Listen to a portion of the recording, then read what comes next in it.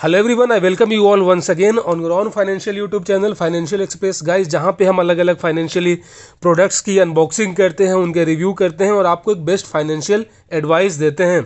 और दोस्तों, हमारे बहुत सारे सब्सक्राइबर्स लोग का स्पेशल रिक्वेस्ट था, स्पेशल डिमांड था, जिसमें उन्होंने ये पूछा था कि आखिर किस तरीके से वो है HDFC बैंक का जो चेकबुक होता है बेसिकली उसको प्रॉपर तरीके से भर सकते हैं। क्योंकि गाइज, जैसा कि आप सभी को मालूम है, जो चेकबुक होता है बहुत सेंसिटिव होता है। अगर आप इसमें कोई भी छोटा सा भी गलती करते हैं तो आपका जो चेक है वो रिजेक्ट हो जाएगा, ये क्लियर नहीं हो पाएगा। ऐसे में अगर आप किसी थर्ड पार्टी को चेक के थ्रू पेमेंट देते हैं और अगर वो क्लियर नहीं हुआ तो आपके ऊपर पेनाल्टी भी लग सकती है या फिर आपके ऊपर चेक बाउंसिंग का केस भी हो सकता है। इसीलिए दोस्तों, ये काफ़ी ज़रूरी है कि आप अपने चेक को काफ़ी अच्छी तरीके से भरें, सारे इन्फॉर्मेशन बिल्कुल प्रॉपरली यहाँ पे फिल आउट करें, ताकि आगे जाके रिजेक्शन होने का कोई चांस ना हो और आपको कोई भी शर्मिंदगी महसूस करने की ज़रूरत ना हो। सो गाइज, आज के इस वीडियो में हम सीखेंगे कि बिना गलती किए हुए स्टेप बाय स्टेप किस तरीके से आप अपने इस HDFC बैंक का जो चेकबुक है इसको आप भर सकते हैं। सो गाइज़, ये मुझे बताने की बिल्कुल ज़रूरत नहीं है कि चेकबुक काफ़ी एक अच्छा साधन है जिसके थ्रू आप किसी को पेमेंट कर सकते हैं। जब बारी आती है काफ़ी बड़े बड़े ट्रांजैक्शंस करने की, तो वहाँ पे चेकबुक काफ़ी एक अच्छा ज़रिया है। ठीक है, तो मैं थोड़ा सा आपको यहाँ पे बता दूँ कि यहाँ पे जो भी आपका चेकबुक होता है वो पर्सनलाइज्ड होता है और जितने भी चेक्स होते हैं वो सभी CTC इनेबल्ड होते हैं। और यहाँ पे आपका अकाउंट नंबर है वो दिया हुआ रहता है, यहाँ पे आपका नाम प्रिंट होता है और नीचे में कुछ एक यूनिक जो आपका चेक नंबर होता है वो यहाँ पे दिया हुआ रहता है। ऊपर में आपका ब्रांच का नाम, ब्रांच का एड्रेस, ओवरऑल सारी इन्फॉर्मेशंस होती हैं। कुछ यहाँ पे कॉलम्स, कुछ लाइंस खाली होती हैं जो आपको खुद से भरना होता है। और सबसे पहले बारी आती है गाइस डेट का। डेट मतलब कि आपको वही डेट भरना है जिस तारीख में आप ये चेक फिल आउट कर रहे हो। ये बैक डेट भी नहीं होना चाहिए और आगे होने का तो कोई सवाल ही नहीं है।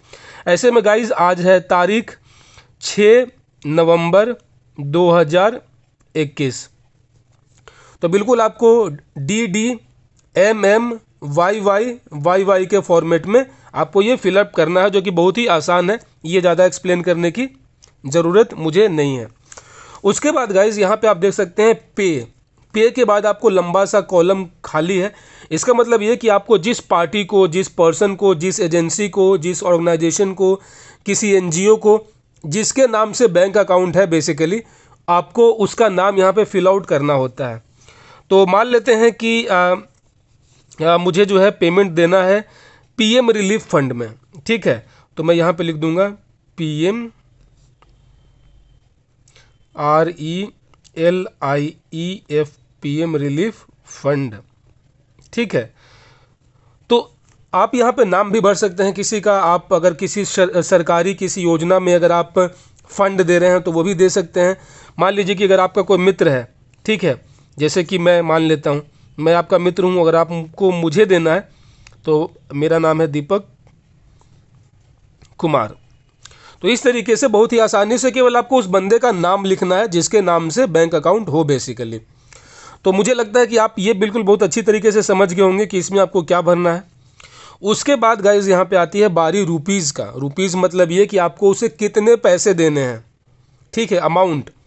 तो मान लीजिए कि मुझे जो है 10,000 10,000 देने हैं। 10,000।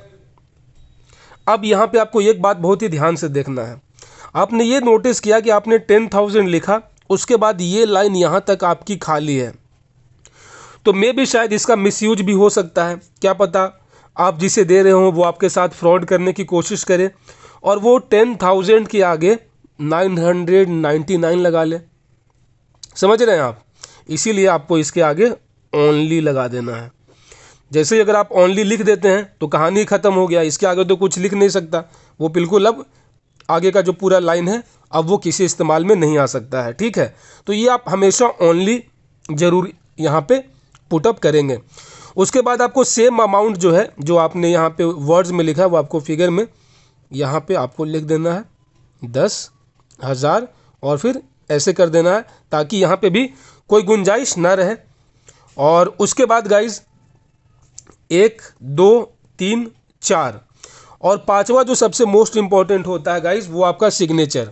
आपको ध्यान ये रखना है कि आपको सिग्नेचर का सैंपल बिल्कुल वही करना है जो आपने अपना बैंक अकाउंट ओपन करते समय अपने फॉर्म में भरा था, जो कि डिजिटली बैंक के सर्वर में है। तो आपको अपना सिग्नेचर जो है वो यहाँ पे इस तरीके से कर लेना है। बिल्कुल आपका यहाँ पे जो नाम है उसके ऊपर यहाँ पे आपको डेट देने की कोई ज़रूरत नहीं है। तो गाइज़ आपको ऊपर का जो फ्रंट पेज होता है वहाँ पे केवल 5 इन्फॉर्मेशन ही देनी होती है। पहला डेट, दूसरा किसके नाम पे है, तीसरा अमाउंट, चौथा भी अमाउंट और पांचवा सिग्नेचर। अब उसके बाद एक बहुत ही महत्वपूर्ण यहाँ पे एक और टर्म है। मान लेते हैं कि यार आपसे थोड़ा बहुत गलती हो गया, थोड़ा बहुत ऊपर नीचे हो गया और आपका सिग्नेचर जो है वो आप बैंक का जो उनका डेटा है उनसे मैच नहीं करता है, तो बहुत सारे चांसेस हैं, मतलब ऑलमोस्ट चांसेस हैं कि वो आपका चेक रिजेक्ट कर देंगे। इसीलिए आपका ये चेक रिजेक्ट ना हो और आपका सिग्नेचर में थोड़ा बहुत भी कुछ मिसमैच हो तो आप पीछे में अपने सिग्नेचर का 2 सैंपल और कर लेंगे। इससे फ़ायदा ये होगा कि भले अगर वो पहला सैंपल मैच ना करे, दूसरा मैच कर जाएगा, तीसरा तो अल्टीमेटली मैच करेगा ही करेगा। तो गाइज कुछ इस तरीके से आप बहुत ही आसानी से और बिना कोई गलती किए step by step HDFC bank का जो चेकबुक है उसको आप फिल कर सकते हैं। दोस्तों आशा और उम्मीद करता हूँ ये वीडियो आपको काफ़ी ज़्यादा पसंद आया होगा, काफ़ी इन्फॉर्मेशन मिला होगा। अगर आपके मन में कोई और प्रश्न है, कोई और सवाल है किसी और बैंकिंग को लेकर, किसी और बैंकिंग के प्रोडक्ट्स और सर्विसेज को लेकर, तो आप मुझसे कमेंट में क्वेश्चन पूछ सकते हैं। मुझे बहुत खुशी होगी आप सभी के सवालों का जवाब देने में। तब तक दोस्तों अगर चैनल पे पहली बार आए यार तो सब्सक्राइब कर लेना फाइनेंशियल एक्सप्रेस को। मिलते हैं किसी और वीडियो में। जय हिंद।